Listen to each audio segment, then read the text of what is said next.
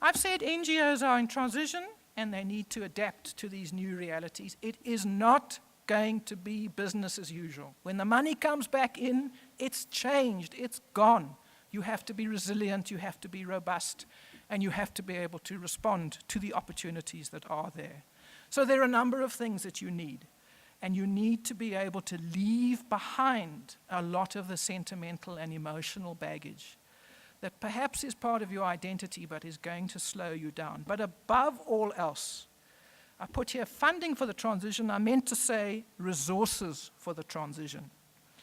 Because when we talk about sustainability with NGOs, the first thing, and usually the only thing that crops into an NGO's mind is funding.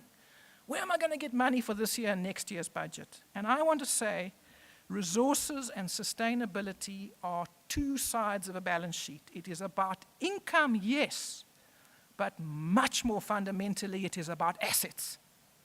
And you have them, you just need to look for them and think about them in different ways. I don't mean assets in the sense of a great share portfolio. I mean strengths and capacities and things that you do and things that you are that you can turn into development account by using them in a different way. And I'll come to one a little bit later. I want to give you just one tiny little example where I've learned the power of an asset that I hadn't realized how significant it was.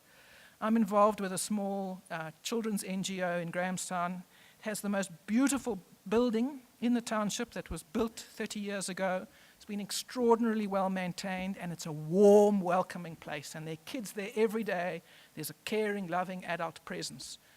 And it suddenly dawned on me that there are dozens and dozens of little projects, all of them working in the education space or the mental health space, who are crying out for access into the community. And the schools are closed in the afternoon. They can't get there. And in the last year, we have structured no less than 8 partnerships on the basis of that asset that we have. And the only deal, no money's changed hands, the only deal is if you come in to run a maths program, our kids must be part of the program. You can bring anybody else, our kids must be part of the program. It's not costing them a cent, it's not costing us a cent. We got 12 partners already, we're going to have 16 by the end of this year. Those are tiny little partnerships. They do what they want to do it far better than we could. We offer them the space and the opportunity, and the community is winning. So, leave the baggage behind. Be true to yourself. As much as you've got to change, don't lose that inner essence.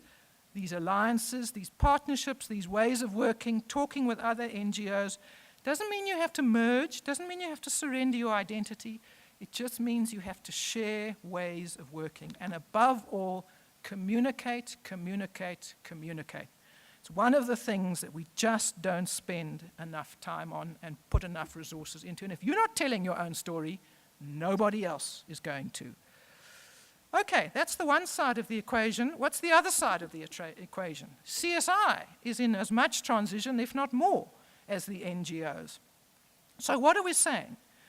Well, the first thing, as I've said, the big change over the last 5 years is CSI has been subsumed into something much bigger.